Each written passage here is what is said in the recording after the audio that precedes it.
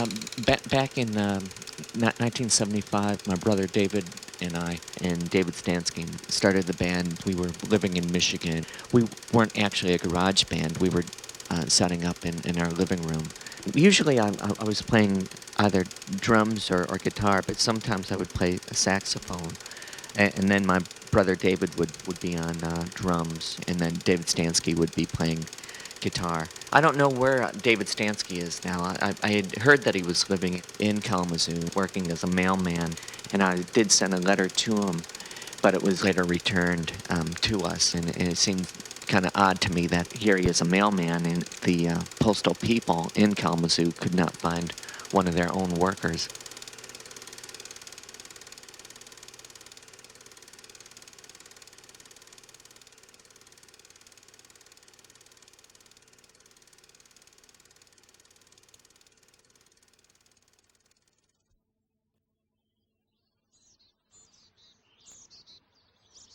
We grew up and went to high school in Michigan, and that was like the best time to be in Michigan and the best place to be, because we had like the MC5 and the Stooges, and other parts of the country, I don't know what they had, but you couldn't beat the Five and the Stooges.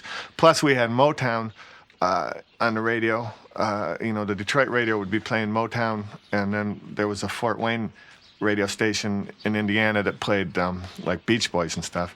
So we had what the rest of the country has, but we had the advantage of having the Five and the Stooges like at our high school dances and stuff. So, not bad.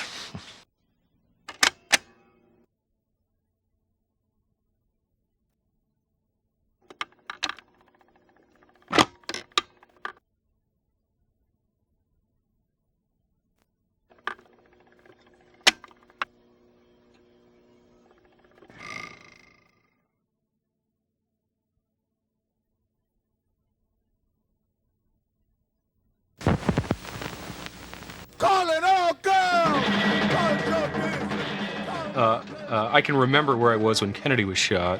I was in a grade school class in Kinnelon, New Jersey. And I can also remember where I was when I first heard Half Japanese. Would have been in the offices of New York Rocker fanzine. It was sort of a newspaper that ran in New York in the late 70s. And a lot of people had heard about Half Japanese because they'd taken out a series of ads in Trouser Press and places like that. And there were obviously a couple of weird-looking guys who were putting out records. And people were shy about sending a few bucks off to find out about them. So they mostly stayed an unknown quantity. Well, one day, in the New York Rocker office was a magazine that I was writing for. And Half Japanese sent a box of their first 7-inch, Calling All Girls, to a personalized copy to each person who was listed on the masthead. So this box of 20-odd singles showed up with a neatly hand-lettered name on the front of each envelope. And we took it out and we played it, and the art director, Chris Nelson, and I were floored by the way it sounded. And nobody else at the magazine was interested in picking up their copy at all. And you put it on, and it was obviously, a burst of duo genius that just had a feel to it that had been unrivaled since Coltrane and Rashid Ali recorded Interstellar Space. We did the first couple little records right here in this house, just on a cassette recorder, and just right upstairs in our own little studio. After that, we got a reel-to-reel recorder and more guys in the band and made a little bigger sound, but started out little in this big house. Jad and Dave recorded Calling All Girls while we were back in Michigan getting ready for Peter's wedding. And they did it the week before the wedding. And when they came out, the job was accomplished. The recording had been made. And they put an ad in one magazine one time, and they were sold out within a few weeks. So they reprinted that, and it just... they were all gone in just a very short time. Absolutely amazing. The record itself, when it came out, was especially unique because, well, a lot of groups were putting out their own records at the time, self-recorded, self-released. but very few of them sounded like this. I don't think any of them sounded anything like this. Usually they were groups that had some commercial potential whatsoever, really had some hope to recoup their investment, and maybe Jad and David felt the same about theirs. If I were doing it, I probably would not have expected anyone would have wanted this or would have been interested in listening to this, but they were bold enough to take their money and put it into putting this thing out, and no one else had anything remotely like it. It seemed like it's pretty easy to play a guitar because, once you know the science of it, that the high notes, the little skinny ones make high sounds, the big fat ones make low sounds, and then if you go on the part of the guitar near where you pluck it, that makes high sounds, and down at the other end, then you got it mastered. That's all you got to know. Oh, and if you want it to be fast, play fast, and if you want to go slow, go slow. That's all there is to it. It's that easy to play guitar. Some people worry about chords and stuff, and that's all right too. There's all kinds of music in the world. You might want to learn some other stuff if you're doing that kind of music. For what we do, for what I was doing, that was the beauty of it. You can learn it that first day. Well, yeah, you do need chords in order to plug the guitar in, but Yeah. That's pretty much it. Half Japanese are not a band that makes sense in small doses. That's my feeling. They're not a band that you can really comprehend everything they're about just by listening to a song here or there as part of a mixtape. I mean, certainly they can be enjoyed like any other band on earth, but I think it to really appreciate what they've done, I think it requires more commitment from the listener. I think you need to give yourself a good 5 or 6 hours in a row of just listening to Half Japanese and thinking about Half Japanese, and you should be alone while you're doing it. You shouldn't be washing dishes or vacuuming or reading a book. You should just be concentrating on Half Japanese, imagining that that you're in the room while they're performing, except you shouldn't make any sudden movements or use a flash camera so to disturb them. I mean, I think that's the way to listen to Half Japanese. I think people are just so fucking casual about it. That's why more people haven't found out about it, because they lack the intestinal fortitude to really check this band out. I'll change my style. Oh, baby, like a child. If the beating of my heart beat too slow for you,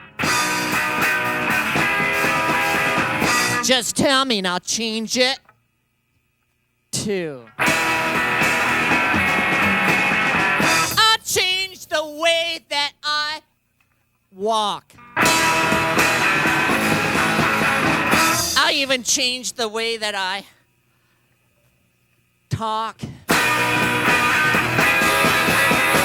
If there's something about my kissing that don't please you, just tell me and I'll change it too.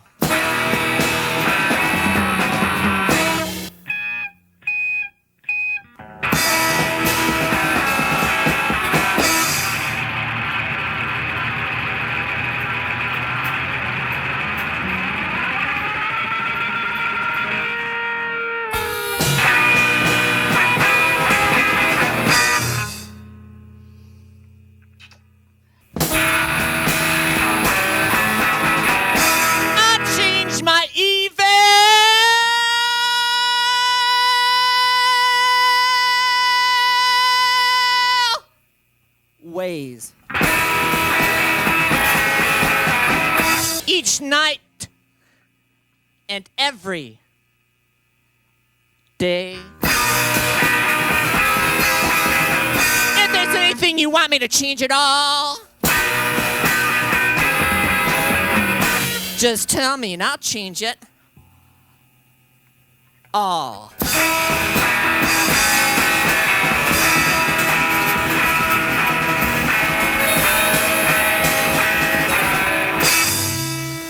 some people think that it is difficult to play music when you've never played an instrument before. I mean, I had never played guitar before, never played drums before starting Half Japanese. But on day one of the beginning of the band, I was both a drummer, guitarist, and vocalist. And anything else, I would put in my hands. I could play it and play it well. Well, to me, punk rock started before Half Japanese. I heard the Sex Pistols on one of these magazine TV shows, and they were singing God Save the Queen or Anarchy, and they had subtitles. So to me, that was a sort of a rebirth of rock and roll, which I hadn't been listening to for many years. But here's something that normal people look at and say, this is strange. This has to be interpreted. We can't just listen to this. So that had a huge impact on me. Right there, I said, well, maybe there's some future to rock and roll still to go. Suddenly, all of us musicians who didn't have bands to play with were coming out of the closet and trying to make bands. It didn't bother. Suddenly, we weren't worried about the fact that we didn't know how to play very well or play with other people. We just wanted to put a band together and get on the stage. What was important to me, and I think probably other members of the band, was to be productive and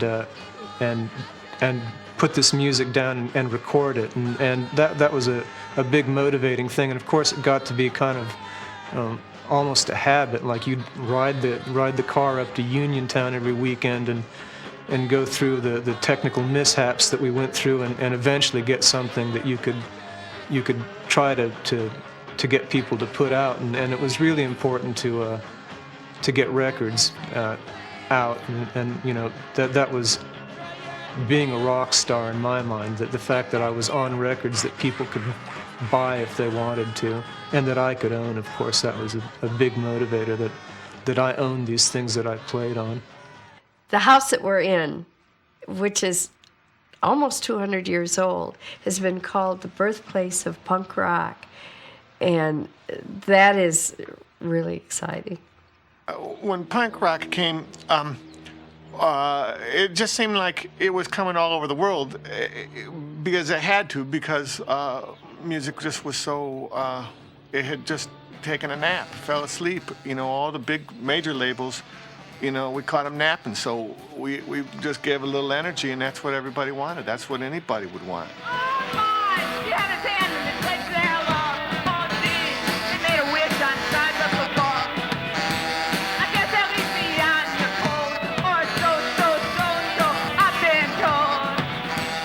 When I first saw David and Jad, it seemed like a perfectly logical and normal thing to be doing with music, which was trying to cram a lot of it into a 10-minute span. That was what I liked about punk rock, was the bands played for 15 minutes. They played 12 songs, so if you didn't like the song, well, there's another one coming up real soon. Well, when the boys would practice, our dogs used to hide under the couch just because it was loud. I did send cassette tapes of our first record to quite a number of record labels. The only response that I did get back was from Warner Brothers, and they said that they would definitely not release the record. In the olden days, almost every label was an independent label. By the time the mid-'70s rolled around, it seemed as if you either existed on a major label or you didn't exist as a band or a musical entity at all. Then people like Jad and David and a few other brave souls realized, oh, these pressing plants exist, and you can give them a tape, and you can send them some money, and they will send you back a record. Of course, there was almost no way to sell them, except run an ad in some fanzine here, some fanzine there, and hope that someone would send you $3. But it was an act of faith in a lot of ways. It was taking a lot of your hopes and whatever else and pressing it onto a little piece of black plastic and sort of throwing it out into the void and hoping, like a message in a bottle, I guess, it had sort of traveled back to you with word of someone else off there in the dark unknown. In the early days of rock, there were independent record labels. Their drive was always towards having hit records, and the charts were open for these companies to have hits. It actually happened where small independent record companies could have big hit records. Somewhere along the line, I personally think it happened with Woodstock, but I'm not really sure. The major record labels learned how to really manipulate the buyers and the radio stations, etc., into liking and buying just what they wanted them to like and to buy. So after that point, there became independent record companies again, but their focus was not really on having hit records. There was no such hope. It was just really on getting their music out there, maybe building towards something, or maybe just having a document of what they did. If possible, getting back their investment so they could put it into another record. And there started to be a little mini revolution in that direction. When the boys first got their big break, a representative came over from Armageddon, and he came to the house here, and the boys took him upstairs to the 3rd floor. And every once in a while, I'd come downstairs and ask for some more Coke to take up. And just they were excited. They could hardly stand it because they said, the deal's getting better, it's getting better.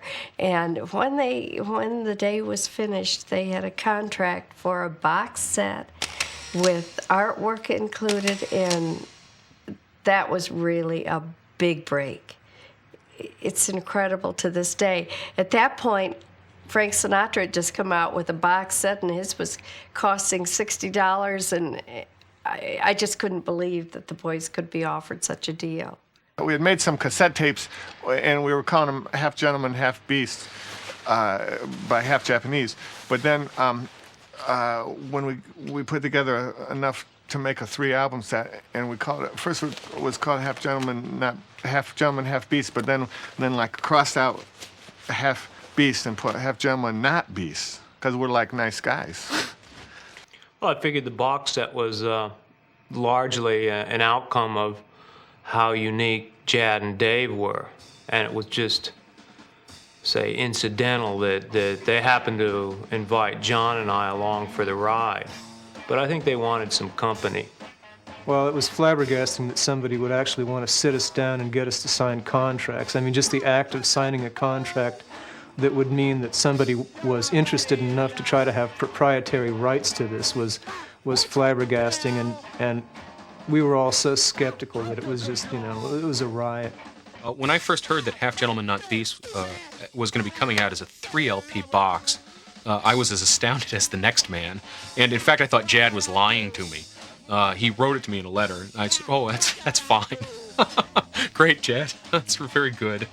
And then when it showed up, I was quite astounded, though, few bands deserved it more than Half Japanese. They took a box, they filled it with pictures, they filled it with music, the Half Gentleman, Not Beasts tape itself, which had existed before that, was one of the most remarkable pieces of live performance, especially to an unenthusiastic crowd, that I had heard in quite a long time.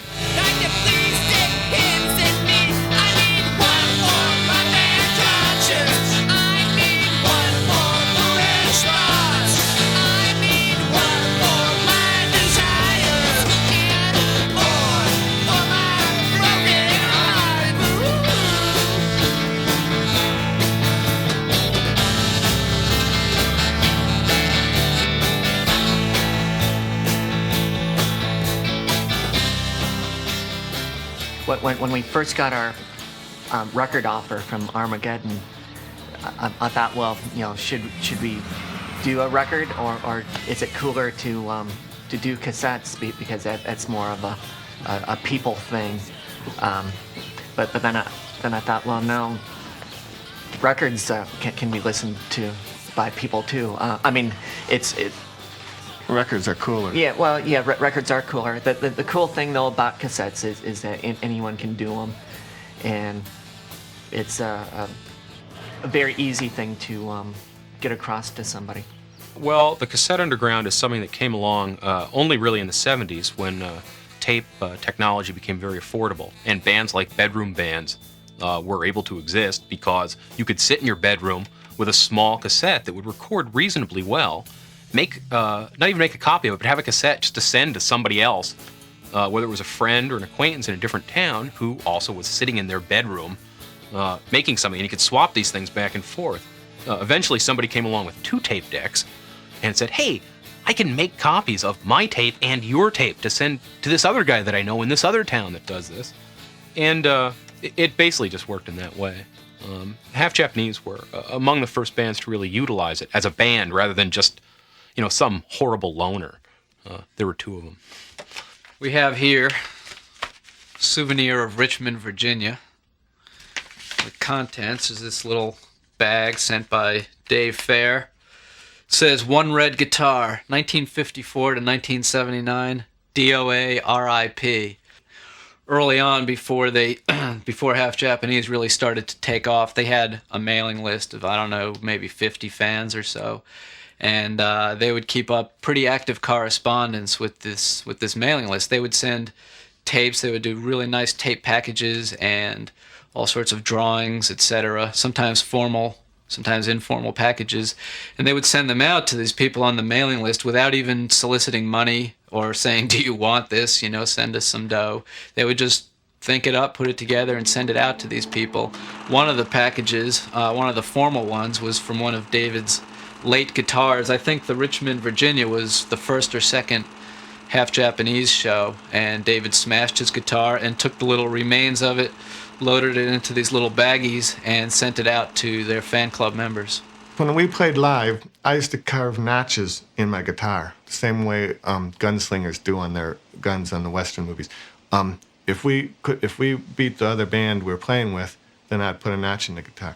And I put a notch every single time we played, because there's nobody I'm scared of. I'm not sure if everybody in the audience is going to give you the same opinion that we won that night, or if anyone even knew there was a contest going on. But I knew, and I knew we were better every time. And I don't mean to insult anybody we ever played with, because we saw some great shows too, but I know I can do this better than anyone else can do exactly what I'm doing.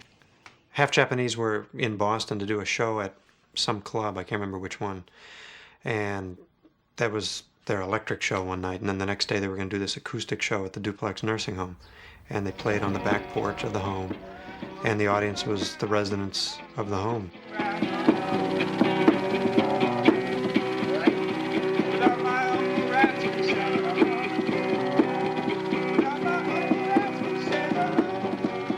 This helped teach me was that the audience of these residents of the home are a lot more open to hearing things that are out of the ordinary for them than my own peers. I'm gonna wait till the stars come out and see the twinkle in your eyes. I'm gonna wait till the midnight hour. They weren't quite sure what to make of them, but they liked the theatricalness of it. There was a bit of a spectacle outside of the ordinary nursing home entertainment, which would normally be kind of somebody with singing songs that they knew. This was kind of David sitting there with a snare drum with a towel over it, and Jad playing a guitar that said Jad on it and dancing around like mad, and then Mark sort of holding it together by playing the chords. That whole period of the band was really when they went, in a lot of ways, they started moving out of the underground into the daylight for the first time. The egg cartons were off the walls in the bedroom, and there was a studio off somewhere in the distance. And, they met some people who could, play some additional instruments that would help them out. And Jickling was certainly part of that. He seemed to also know some girls, it seemed like, though... Jad was always a legend as a Casanova, but Jickling seemed to have a part in that, and now I noticed that he's been involved in a film with David, so perhaps he had additional writing talents there that perhaps didn't come to the fore during his tenure with the band. Jad has always seemed very dictatorial in his writing ways, and he sees a very specific order for the universe, and everyone in the band must assume their planetary shape. A long time ago, someone asked David, what kind of songs do you guys write with Half Japanese? How would you characterize them? And David said, we do 2 kind of songs. We do love songs and monster songs. And I think, you can't beat that. I mean, one or the other, and you've got it covered. I mean, that's what rock and roll should be about, you know, love songs and monster songs. And, you know, Jad still does the best. I mean, you know, and in the monster songs, half the time they're happy, you know, they're happy monsters. They're not like, you know, I mean, they might be a little ghoulish, but, you know, they could be your friend, too. They could be like the monster who's your friend. Horrible is a record we did of monster songs. There was a song about a zombie, one about Dracula, one about walking through a wall, one about Rosemary's Baby, and one about a thing with a hook. The Thing with a Hook was a song that we wrote about that maniac that tears heads off boyfriends and girlfriends down at Lover's Lane. They always tell about it at camp and everything. It's about the maniac would come up while they were in Lover's Lane and tear their heads off with this horrible, horrible hook he had. And Thing with the Hook is one of my favorite songs because it got us the most royalty money from BMI. And so, you know, I'm all for that.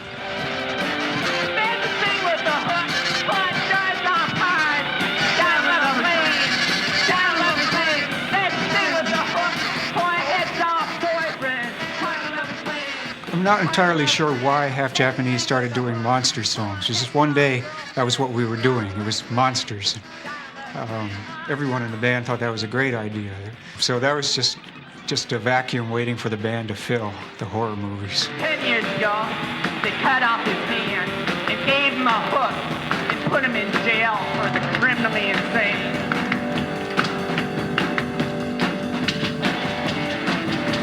Now he's back. Jad and David are sort of a classical archetype. You've got the big guy and the little guy. You've got the sort of nervous, wiry guy and the big, gregarious, easygoing guy. It's you know, it's Laurel and Hardy. It's Don Quixote and Sancho Panza. It's an archetype. It's a classic. One important thing I think about Half Japanese is that we always played the best we could. We did the best job we could, and it's an important distinction because I heard another band cover one of our songs one time, and they did a good version of it. But what the difference is, it was people who could play good, trying to sound a little bit wacky, and we're coming from a different direction. Like, you know, maybe it's wacky people, but trying to sound as good as you can. It's a big distinction. It's, you know, we're not trying to sound goofy. We're making the best record we can make, and the best playing the, you know, absolutely the best we can. And I think that's pretty important for, you know, kids starting out. And if you got a little band, you know, maybe you want to try and sound goofy. I don't know. Well, you know, that's okay because it's your band, you know, and you can do that if you want. But, you know, that wasn't what our band was about, and it wasn't how we approached it. We tried to make a good record and do the best job you can. Try and sound good. That's what we did.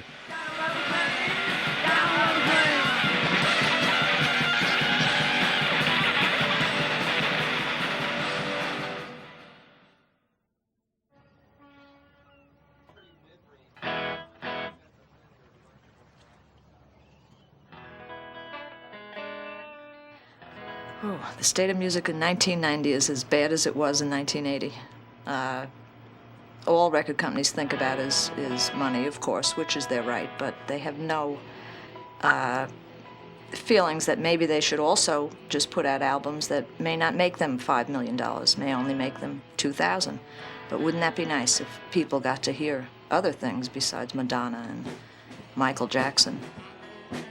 Half Japanese teaches while everybody else is still learning. And yeah, I still think that's true through however many lineups and however many scattered records. I still think that's true. What, Jim, you need anything now? But I mean, they're a band that everyone else is still pretty much trying to catch up with. And I don't think anyone really, you know, I don't think anyone really knows that except for maybe you know, Jad himself. You know, I think he's probably too shy to admit it. But I think he's, you know, painfully aware of the influence he's had on other groups. I think he's very conscious of the fact that anytime you turn on MTV, you're going to see, you know, 4 or 5 videos in a row from bands who've copied their entire look and their entire sound from that of Half Japanese. And I'm sure it must be, you know, it must be galling to him, you know, to see these people making millions of dollars over something that he originated. But, you know, I mean, I just hope he doesn't, you know, have to end up, you know, 60, 70 years old, Blind or something before people realize what he's brought to American music. Well, Magic Kingdom is a song that I wrote, and it's about Walt Disney. I'm really quite fond of Disneyland. I've been there once. 1, 2, 3.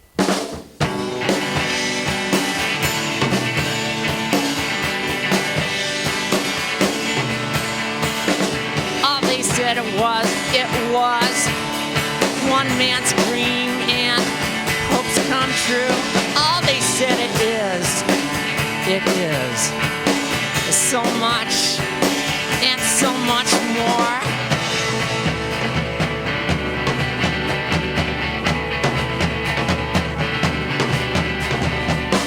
A castle in a jungle, one man's dream come true. A haunted house, a parade, fireworks every night, fun for all every day. I've been to the one down in Florida a couple times, and I went to the one in California a few years back, and I've never been to the one in Japan, but I've seen pictures of it, and it looks good. It looks good to me. All they said it was. All they said it is so much, so much. One man's dream come true.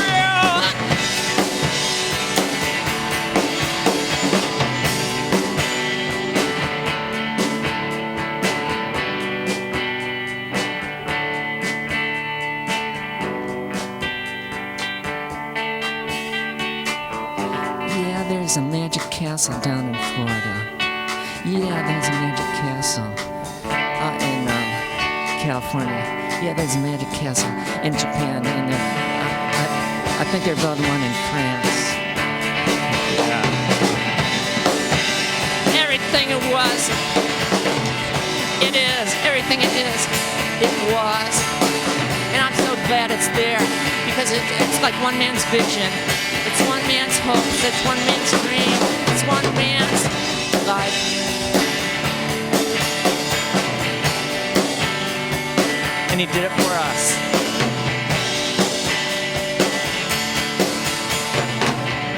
Why? Because he loves us. I think that the uprising of the independent labels was a very natural evolution for the business, because the major labels are to blame for it. I mean, they sowed the seeds of their own falling, really, by trying to cram what they thought we wanted down our throats, what they thought we would spend our money on. They tried to tell us what to think, and to a point, we put up with it through the 70s. I mean, people were listening, not me personally, but people were listening to Styx and Supertramp, and these were supposedly the great music of when I was in high school. That's what people thought. But eventually they sowed the seeds of their own downfall, because everyone said, screw it, I'll look elsewhere. And they did. Are independent labels necessarily better than major labels? Is there something inherently good and pure about indie rock, and something inherently evil and scummy about major label rock? And I mean, my answer is no. I don't think there's anything necessarily bad about a major label record. And as soon as a good one comes out, I would be very happy to buy it. I think independent music and independently released music, and even in other art forms too, independent publication and whatnot, have always been the place where movements and different things have started, with Sun Records and with people, small labels, and at Marvell, that guy selling records out of his trunk in the 50s. And that would be how a lot of stuff was getting out there. And then I think what's happened now, especially with this Rock and Roll Hall of Fame and everything, we're sort of seeing the solidification of this stuff into dinosaur proportions, the same way that the crooners and all that stuff that rock and roll came in and stomped on in the 50s that Mitch Miller thought would never last and all that. The stuff was easy to just knock over at the time. And I think once you start seeing everybody wearing tuxedos and patting themselves on the back and wondering about retirement and their investments and all that, which is certainly a fine thing to have happen, you're seeing that it's time for something new to come in and shake everything up. Red Dress is a song written about, telling all the different options people have in clothing. And it starts with red dress and going out in the night. And then after that, you have a blue dress going down to the river, then a yellow dress. I think on the record, I didn't put in the part about the yellow dress. But that's something that I always put in now, because I have it going up to the top of the, getting stuck at the top of a Ferris wheel, just like in the movie East of Eden, where like James Dean and Natalie Wood get stuck up there for, it wasn't very long. I mean, they were maybe stuck up there for 5 minutes, but I'm sure it was a long, very long 5 minutes for them. 1, 2, 3, 4.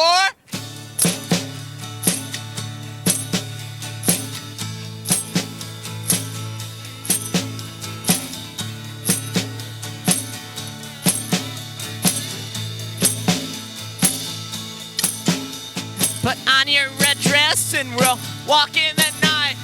Put on your red dress. Put on your red dress. What a lovely, lovely night. Put on your red dress. Oh, Juanita, my sweet Juanita. Oh, Juanita, my only one. Put on your blue dress, we'll walk by the river. Put on your blue dress. Put on your blue dress, and when you kiss me, I'll shiver. Put on your blue dress. Oh, Juanita, my sweet Juanita. Oh, Juanita, my dearest one. Put on your yellow dress. We'll go up in a Ferris wheel. Put on your yellow dress. Put on your yellow dress. We'll stop at the top just like in East of Eden. That's that movie with James Dean and Natalie Wood, where they go up in a Ferris wheel. They're stuck there for a while. They're just talking, holding hands. They kind of like it up there. Gives them some time to be together. Gives them time. Put on your white dress. We'll walk down the aisle. Put on your white dress. Put on your white dress. When you say I do, I'll smile. Put on your white dress. Oh, Juanita, my sweet Juanita. Oh, Juanita, my dearest one. Now I'm gonna tell you my definition of a lucky man. I was walking down the street, looking down at the sidewalk, and I saw a $100 bill laid down before me. When I bent over to pick it up, jumped right into my hand. Like magic, it jumped right into my hand. And I was looking at it, and I saw some more zeros. It wasn't a $100 bill, it was a $1,000 bill. And then I held it close, like real close, And it wasn't a $1,000 bill. No way, it was $1 million bill. Tax-free. I'd have to call that lucky. I'd have to call that damn lucky. Ow! Put on your red dress. Put on your blue dress. Put on your yellow dress. Put on your white dress. Oh, Juanita, my sweet Juanita. Oh, Juanita, my dearest one. MTV has just, I don't know how to describe what I feel about MTV. I don't let my kids watch it. I don't like the videos they have, not just because of the music. I don't like the lyrics. I don't like how women are portrayed. I don't like how love is portrayed. And I don't want my children thinking that's the way it's supposed to be. So I find that extremely offensive. That's one of the reasons I don't like MTV. They've just lapped up the crap that all the media does now with ads. It's extreme. My feeling is that from seeing the few that I do see on MTV, it's not rock and roll anymore, it's dance. If you're a good dancer and you have a pretty face, well, you're going to have a hit record, and that is really disgusting. MTV is almost outside my sphere. When the cable company to which I was a subscriber in Los Angeles said they were going to put MTV on my system, I canceled my cable, and I actually took out the box and sent it back to them and said, "Thou shalt not charge me for this, friends." You know, the thought of actually watching a bunch of guys in merkins or cod pieces marching around in my living room while, you know, a bunch of scantily clad women, you know, toss their wigs around is, you know, so ridiculous. The thought that for the price that they made one of those videos, you know, Chad and David made like 900 hours of cassettes, and, you know, and sent them all over the world for less than the cost of, you know, Warner Brothers Records' bikini budget. You know, it's it's just ridiculous. You know, I'll have no part of that, and no one else should either. It's very sad. Young people find out about music for the first time through MTV, and that's how they learn how to act at gigs. That's how they learn about their rock history, and the rock history doesn't go back very far. If they watch regular MTV, the rock history will go back as far as Jimmy Page or Robbie Robertson or Val Kilmer. That's rock history. If they're an adventurous young person, they can watch 120 minutes, and their rock history can go back about as far as the Vapors turning Japanese, or it could go, you know, Echo and the Bunnymen or something like that. I mean, I think it's criminal that the so-called alternative program on MTV hasn't devoted an entire 1 or 2 hour special to the history of Half Japanese. I mean, there's a few other bands, you know, that they should you know, maybe spend a couple of minutes on as well. The MTV story was we were going to be guest VJs. And I would also go, legislation to kill anyone who had ever been a guest VJ in history. I would gladly die if that legislation could be put through. We were guest VJing, and I said that all I wanted to do was show Residents, Lou Reed, NRBQ, and Half Japanese. NRBQ was considered to not have a video good enough. Residents could buy the skin of their teeth. Lou Reed made it easily. The Half Japanese thing, we argued for days and days and days to try to get a little thing from the Hell video on, and they would not do it. So finally we ended up doing the news segment. This is back pre-Kurt Loder. Can remember back those days. And we got permission after fighting to show 11 seconds of Half Japanese. I said they were the greatest rock and roll band in the world and said, let's do a comparison. Paul McCartney had a new video out at that time. And the way I got to do it was with a gag where we showed 11 seconds of Half Japanese and 11 seconds of Paul McCartney riding a subway to show he was one of the people, and said, which one's more rock and roll, you decide. And we ended up with a freeze frame of Jad going and a freeze frame of Paul McCartney going. And I said, which one is more rock and roll, this gentleman from Baltimore, Maryland, or this gentleman here, this elderly gentleman from Liverpool?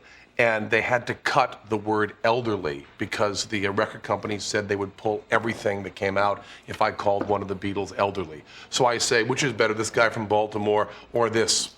And it just cuts off. 1, 2, 3, 4. This could be the night. This could be everything we ever wanted. It could be the night. I have an angel. Let me tell you about an angel. Well, I have an angel who comes to me and makes sure I'm all right. I have an angel with brown eyes. Most people who have any interest in music never even listened to the radio. I don't think I've listened to a radio in 12 years. It's one thing to be a citizen and not be able to hear this music that you like, but to be someone trying to make this music and knowing there are people who like it, and there are people who would buy the records, and there are people who go to the shows and really like it, and you still can't even make just a limited living out of it. It really is sick. My time is now. My time is here. And this could be it. it. Word. This could be everything I ever hoped for. You go, I mean, like, who could hope for anything more than an angel? I mean, like, you know, what's better than an angel? A princess? Like, you know, a cheerleader? No. That's not even, like, you know, not even half as good as an angel. And that's what I have. I've got an angel. And radio's radio. I mean, now there's college radio. So if you live near a university, and most states have a good university, you don't have to put up with, you know, 50 million megawatts of pure or 70s, whatever. So we've got an alternative, and if the big record labels don't like it, you know, all I can say is they deserve what happened to them. It's their fault. They made us do it. Well, this could be the night. N-I-G-H-T. You know what? I tell you what. And I don't think I'm mistaken one little bit if I tell you that everything is R-I-G-H-T, and that spells right. So I used to write the underground column for Spin. I was the underground editor there nominally for a while, about 4 years. And though I was able to spend my entire tenure at Spin without ever actually speaking to Bob Guccione Jr., the word that I got one day was that, well, we're going to have to let the column go because the underground does not exist.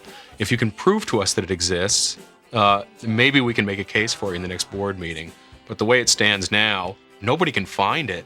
What do you know, who are these bands you're writing about?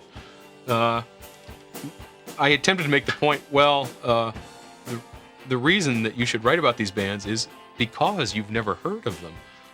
And no one in your shoes is likely to hear of them unless they're written about in this fashion, because Spin, in its favor, for a while, would get the word on bands like Half Japanese, you know, Mo Tucker, I mean, whoever else, bands that were not in anyone's limelight, into 7-Elevens in small towns in the Midwest. And I used to get a lot of mail from kids who would read about these bands and go, you know, does a band called Half Japanese really exist? Are they half Japanese? And you'd write back and go, well, they're half Japanese really only in a certain way. They do exist. The danger of a film like this and talk like this is that we start thinking of Half Japanese as sort of a symbol, you know, that we are trying to champion some sort of cause, you know, using Half Japanese, and you can't do that because they're not a symbol. They're a real band with real records that everybody on the planet ought to hear, and there is no real cause to champion because any other band that might, you know, slip in there as a result just doesn't deserve it. Yes, it could.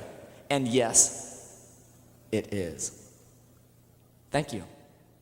Because this is quote-unquote popular music, there are a lot of people who just assume that if you don't aspire to be Bon Jovi, if you don't aspire to be Sonic Youth, then you're just pissing in the wind. And you know, I wish all those people were dead. You know, not Bon Jovi and Sonic Youth, just the people who assume that if your goal isn't chart success, you know, then you're just clogging up the works. You know, I would like to continue to clog up the works. I mean, clogging up the works is a lot of fun. I did Miami Vice, and it was the most miserable time in my life. And while I was spending my time being around Don Johnson and whoever the other guy's name was, 3 names, I listened to a lot of Half Japanese while I was flying to Miami and back, and still doing 8 shows here and not sleeping, and dealing with these truly psychotic people, and I really liked it.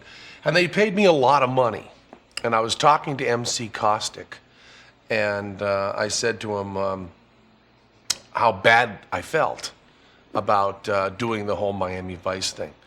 And he said, well, you can make yourself feel better by taking all the money you made on Miami Vice and doing something with it that you'd be really happy about.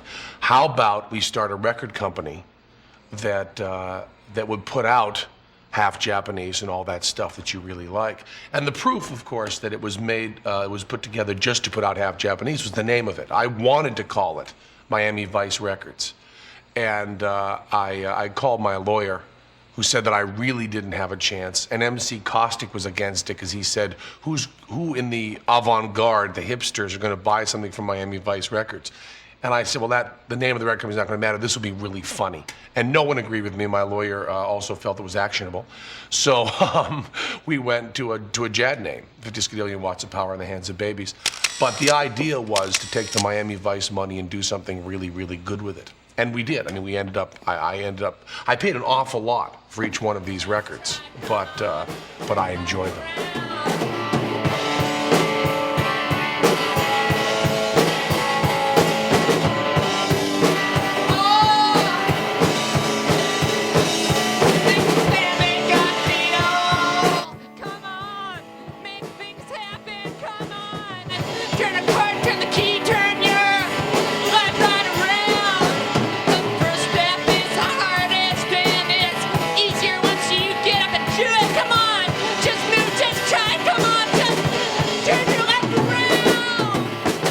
Life is one of the great Half Japanese albums. This was when the group started, or the writing started to get into a bit more of a conventional pop song structure. This was perhaps the first time where they were starting to write like a verse chorus bridge kind of format, and they did it real well. Just with their unique vantage point, their unique perspective, and it didn't sound like anyone else's pop songs. It sounded still very much Half Japanese and still very beautiful songs, and yet they were starting to get into something that this was the point where I think the college audience was really starting to latch onto them in a big way, and perhaps that's one of the reasons why. I would say that Charmed Life far outstrips either Sgt. Pepper or Exile on Main Street. In fact, of those 3 records, it's the only one that I have bought and would buy again. Exile I had for a while when I was in college. I don't know how I came by it, probably through theft. Sgt. Pepper I got for a birthday present. And I was very upset that they made me crack the seal and actually play it at the party so that I couldn't return it. Charmed Life is a masterful record in every way. The thought, my mate Jimmy and I, the guy that I do Forced Exposure with, had gotten test pressings of it when it was originally supposed to come out.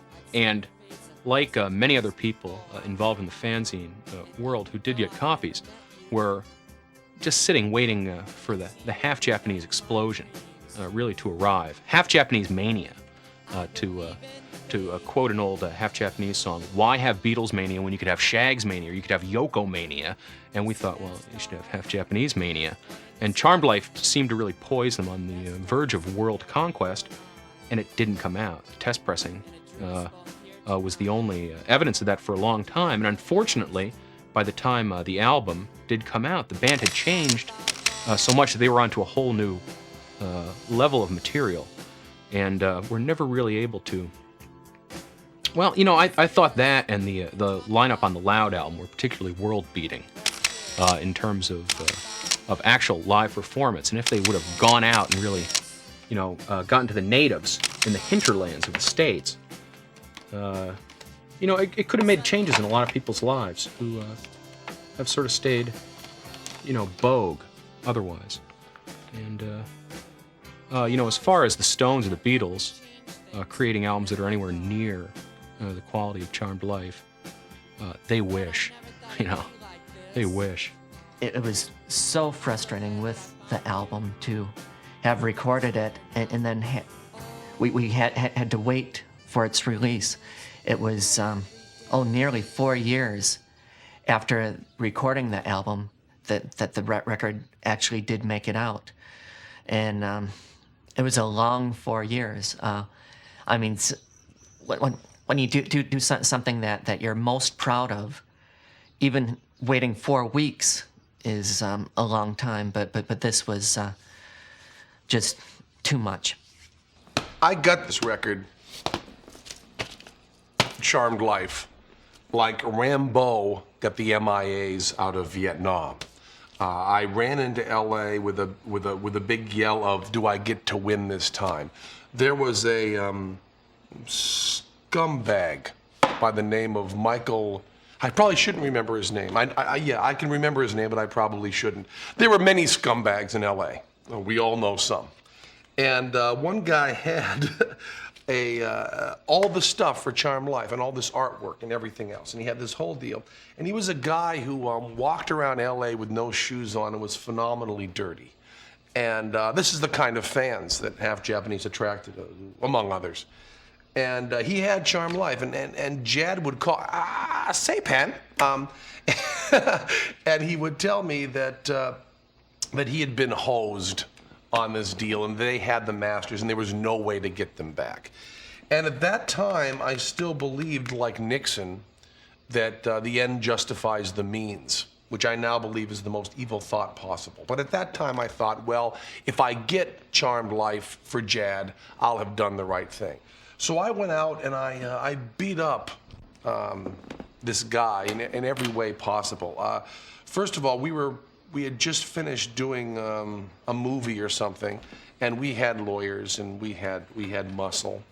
And I was out in LA to do some sort of pitch meeting with somebody. And I took an extra day and I called up a friend, and we called up this guy and we invited him out to lunch. And I talked about how I wanted to buy everything from him. The masters, the artwork, everything for Charmed Life to come out. And I wanted complete rights to them. And that I wanted to give him money. Now, he started talking about how he wanted thousands and thousands of dollars.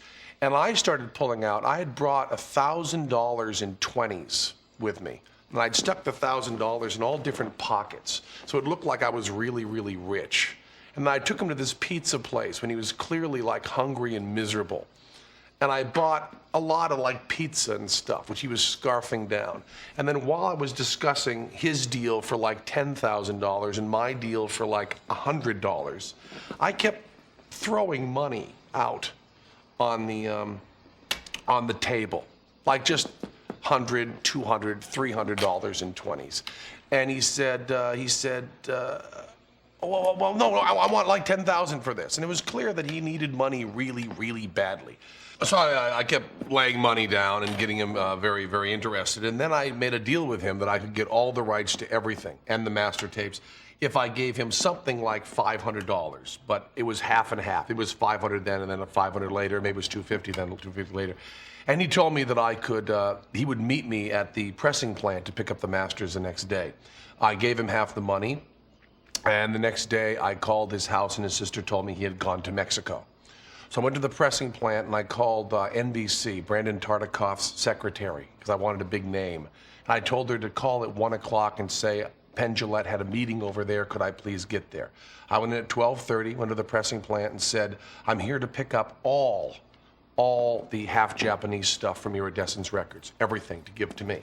I said, I'm supposed to meet this guy here. She said, he's not here. I said, I'm sure he'll show up, I'll wait.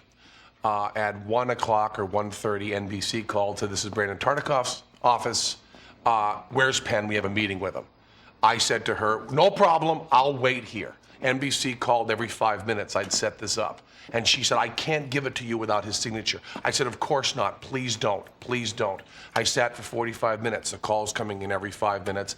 And finally, after me begging her not to give me this stuff, she forged his signature herself, brought out everything she had in the back room, all the artwork, all the tapes, gave them to me.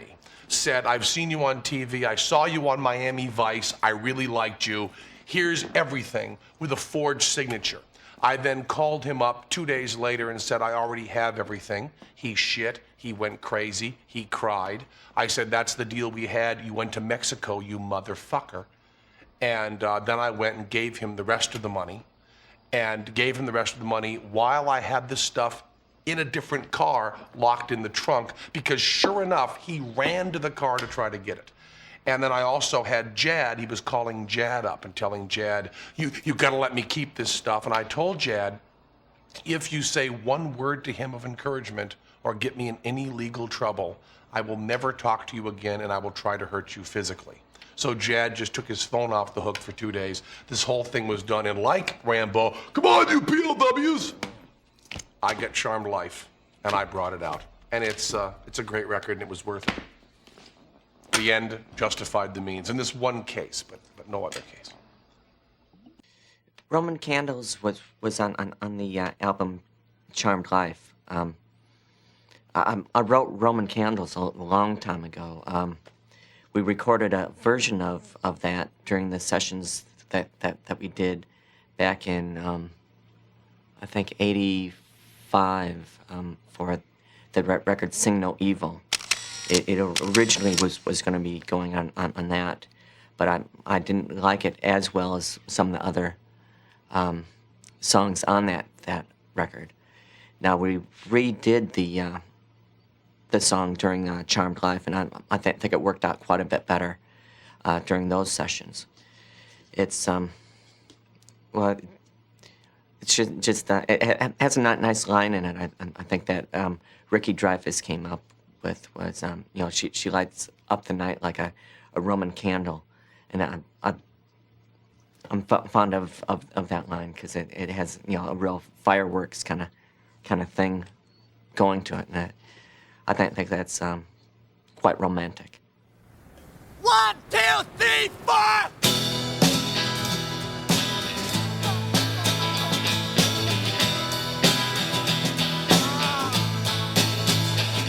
Roman candles light up the midnight sky.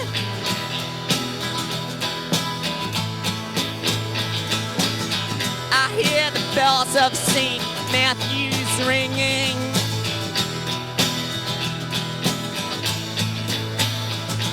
A mariachi band goes walking by.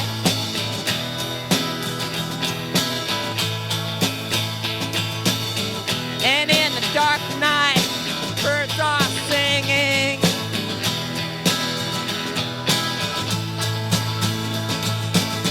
They sing a song of sweetness. They sing a song of joy.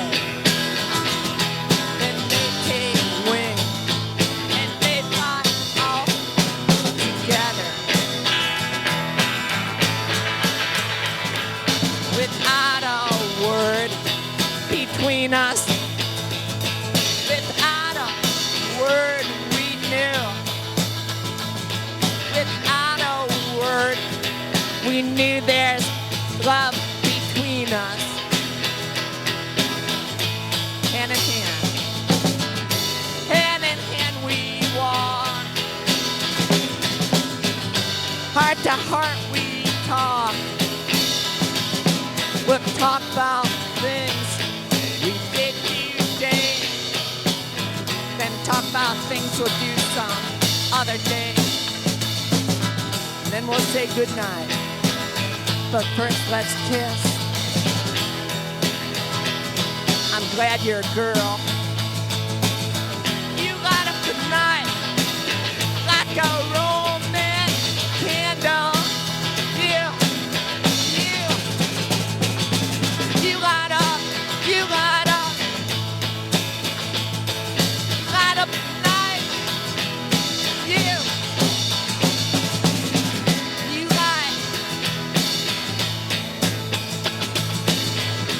light up the night like a Roman candle. Independent labels were really the backbone of the industry until a certain point when the major labels really started gobbling up all of the independents. You know, labels like Atlantic they were independents. You know, the Erdogan brothers started them out of shoebox or something. And, there was a time when Atlantic Records was no bigger than, the original 50 Skadillion Watts. It was just two brothers with a dream. Why they didn't become the new Atlantic, I'm not really sure. Maybe they didn't sign enough new bands. But, people like Atlantic and everyone else subsequently, in their stranglehold on the radio, their stranglehold on, the press through advertising dollars. Places like Rolling Stone would rather, somebody like Jan Wenner would rather die. He'd rather eat ice cream until he died than have to admit even that a band like Half Japanese existed. You could face it. You just say, Jan, here it is. It's all over. I'm going to fill you up with whipped cream until you explode like the doughboy you are. Or you can play this record. And Jan would opt for the nitrous oxide and sugar-laced Death Trip, I think. Screw him and everybody else. Radio stations are much the same. Face a, the programmer at even a hip station in Boston. Like WBCN or something like that. Oedipus, sit him down and say, here, play a good record or play this lousy record that's on a major label or play this great record that's not. And for whatever reason, a guy who even considers himself hip is going to go, well, look, I really have to go with who pays the bills, and it's the major labels that do it. And they're going to play lousy major label records, and if they die, maybe that's why. Maybe that'll kill them. And who could be really sad about something like that? It's hard for me to hold Rolling Stone accountable for being so fucking evil. I remember they put The Clash on the cover of the magazine in 1980, and I think it turned out to be like their lowest selling issue ever. And the problem was that they put The Clash on the cover of the magazine. I mean, who the hell wanted to see those guys? These like pasty-faced, oh, look at me, I'm James Dean, that kind of shit. Had they put Jad and David Fair on the cover of the magazine in 1980, not only would they have, would Rolling Stone have been way ahead of their time, if they had done that, we wouldn't have any alternative press or Spin magazine or CMJ today, because Rolling Stone would have already cornered the market on it. But yeah, they would have sold a lot more issues. I definitely think Jad's Face would sell more magazines than Mick Jones.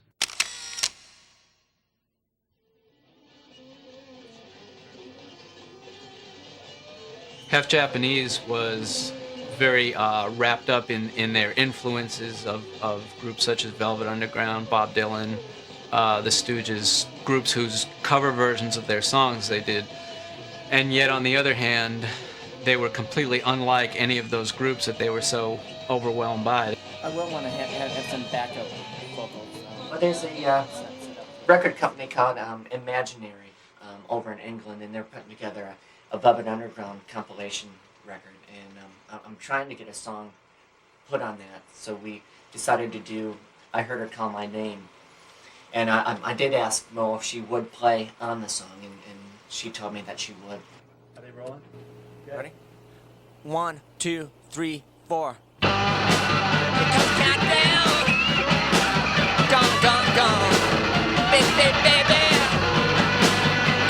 Wide open.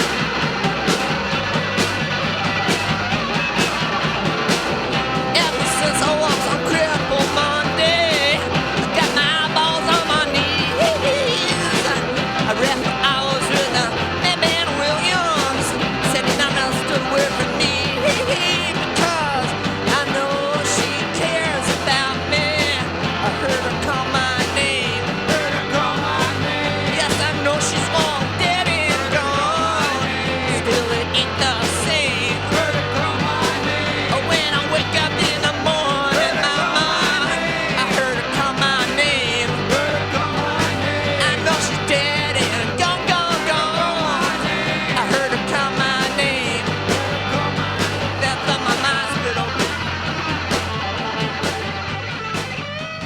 I guess I was a little behind the times on Velvet Underground because, it was a little bit before my time. I was a big Lou Reed fan, and, when I was in high school, it's like Metal Machine was definitely one of my favorite albums. And so it was a big thrill for me when I was doing the Mo record that she did.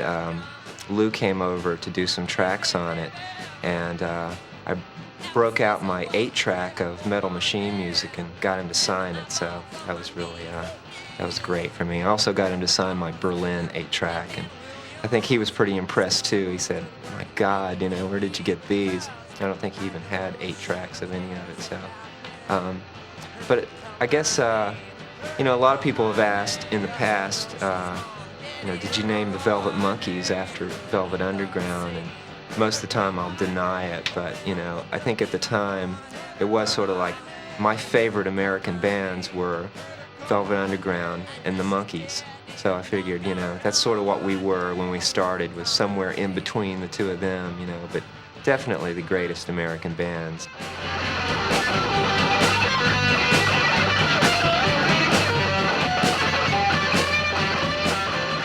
Half Japanese are the inventors of many genres. Besides good noise, I believe also that there have been times when they have been the very best band. Not only in the world, probably in the universe. I'd go that far.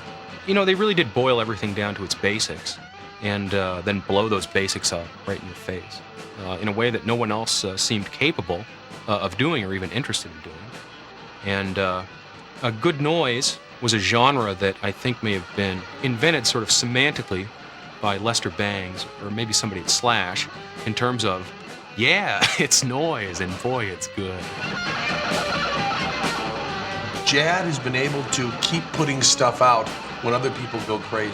And I think that's allowed him to get better. There's a certain kind of, I hate to use a word like this, but there's an organic quality where Jad Fair started out with no musical skill whatsoever, and just all the right feelings and the right passions and listening to the right stuff, and then learned very slowly. And I think that gives them a much broader scope, because you've got the Men Not Beasts, which starts out with just nothing, just banging wonderful, great stuff, and you go right up until the later stuff when Kramer comes in and actually puts things that are in the right key, and that gives you a real microcosm there. I remember when the Residents discovered what it meant to transpose from one key to another. It was a big breakthrough on their records, whereas in the history of music, it's just a little bump in like the 14th century or something. And Half Japanese has done that same thing. You get to listen to Jad learning to play guitar. After he knows the sound he wants, then he learns to play it. And it gives him a great example. Also, there's a good long hunk of time. I think there's probably other bands that have had that same intensity that have lasted for, 2 weeks in Seattle, and who cares? We never heard of it. Well, the thing I would most like to be remembered for would be writing the most popular song in the history of the world. I think I've done some songs that have come very, very close. But that's my aim. That's my goal. 1, 2, 3, 4.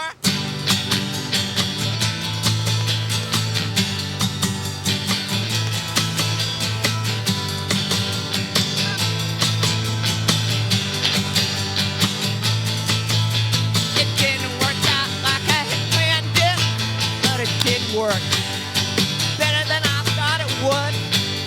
Lots better. Way, way better. You hurt my feelings more than once, and made me feel bad more than twice. And I thought, well, if I could get you jealous, you might want me more and treat me better. 1 million kisses or 1 million girls. No kisses left for you. 1 million kisses for 1 million girls, and I did it.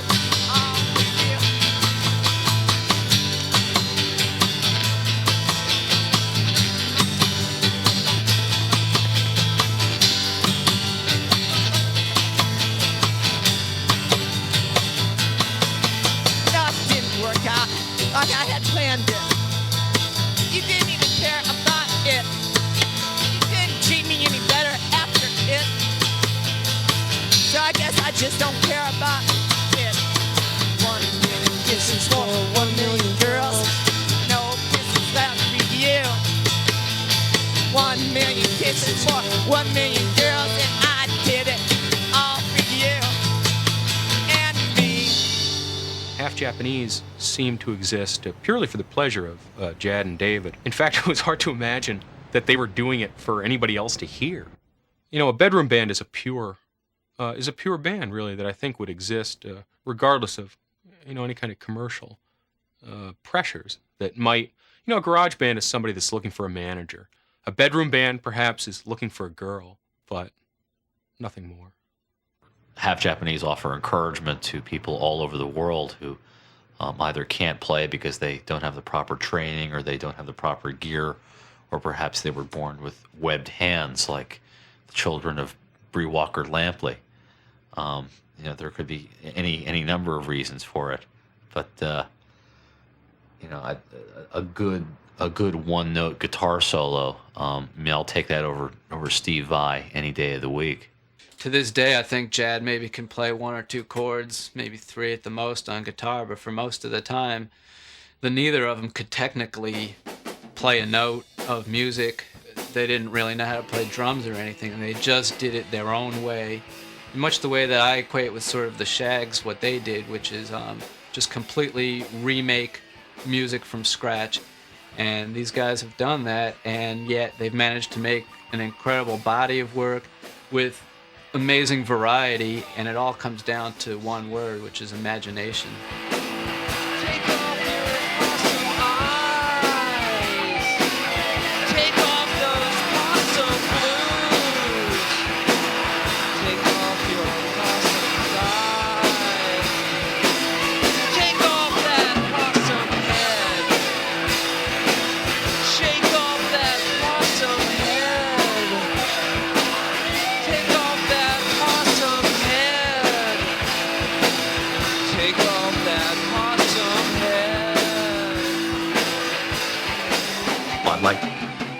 Every mall in America to have, half Japanese in the window. But I understand why that's not going to happen tomorrow. I understand why that may not happen in 5 years.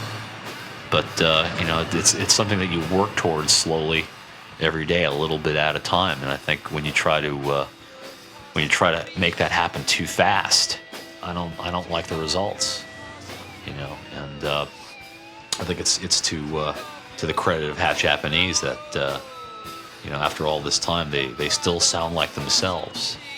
If by some weird chance they ever did have an opportunity to make a record for a Time Warner or a David Geffen or any of these other companies that are now owned by German or Japanese firms, I don't anticipate that they would do an awful lot to try to meet those companies halfway. I just don't think they could. I mean, how do you take someone like Jad Farrar? How do you take someone like Jad Farrar? Jad Farrar's voice, the voice of Jad Farrar. What do you do to say to him? How does Jad Farrar sound more like Bob Seger? How does Jad Farrar even sound more like the guy from Nirvana? I mean, it's ridiculous. It's just not going to happen.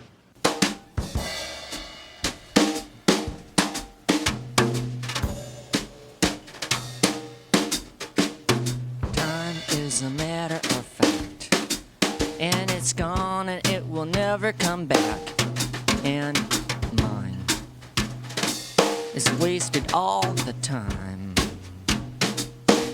The reason that most rock critics can agree on Half Japanese is that they're so great that you either really do like them, or you can at least acknowledge that you should, and you'd just be the worst square in the world if you said they were awful.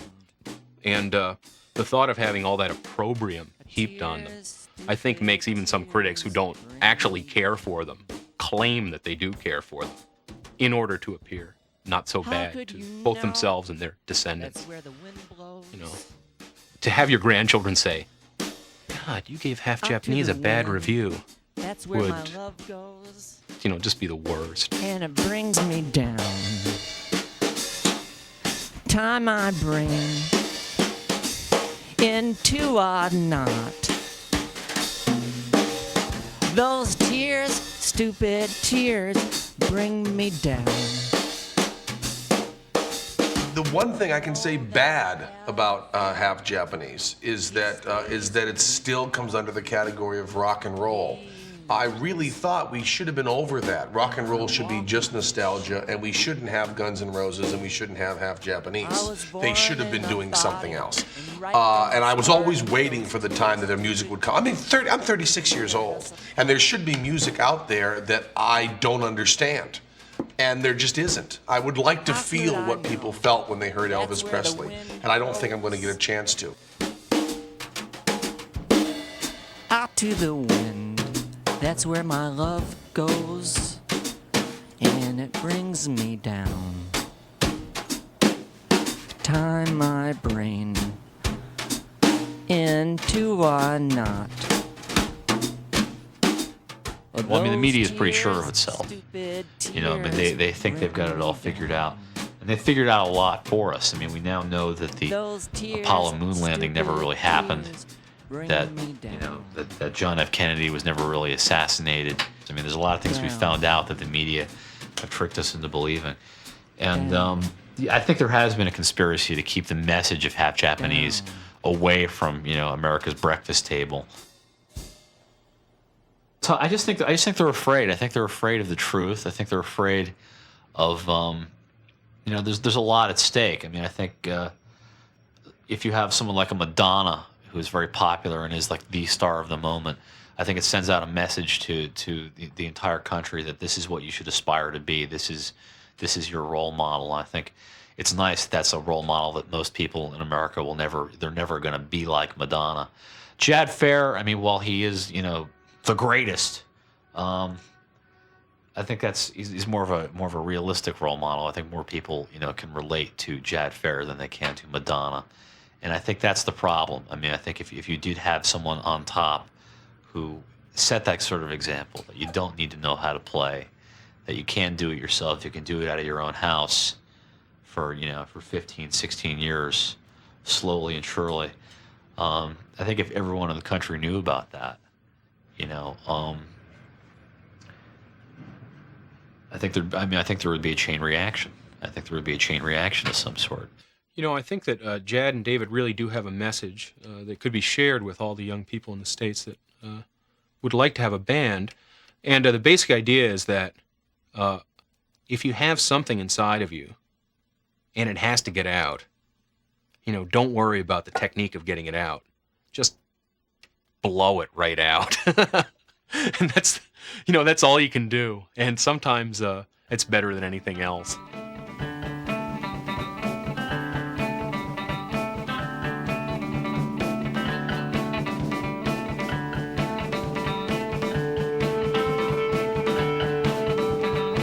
I could see it coming from a mile away, and I just stood back and watched. I don't need eyes in the back of my head. No, something's really wrong. I'm looking into the eye of the hurricane. I'm looking into the eye of the hurricane.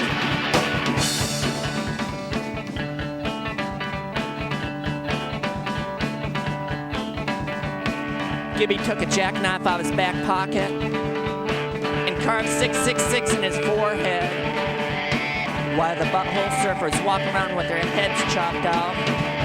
That's what I want to know. I saw Rocky Erickson the other day. Man, things are really starting to get scary. I don't need eyes in the back of my head. No, things are getting hairy. I'm looking into the eye of the hurricane. I'm looking into the eye of pure evil.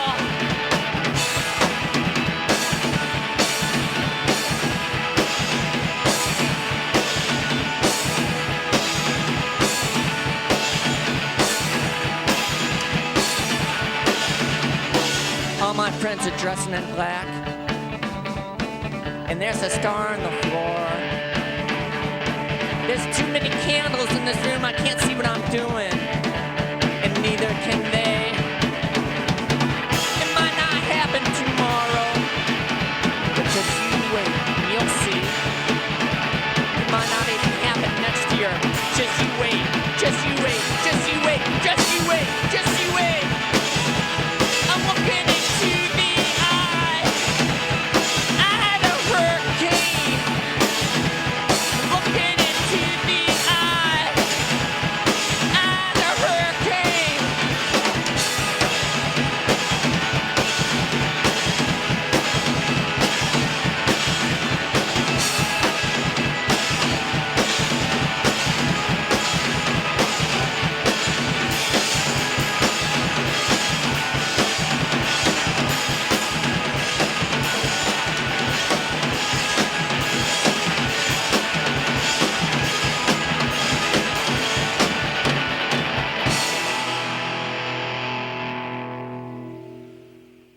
Half Japanese is, in fact, the band that would be king, were they given the opportunity. And what's really kind of sick about that is not the hope or the wish to be king, just to make a living and have your music heard by all the people who would like to hear it. It's a wonderful album. He put that and Charmed Life Out right on top of each other, and they're both fabulous. And I think the Band That Would Be King cover is the best album cover I've ever seen. I love it with it. Jad is fighting Elvis.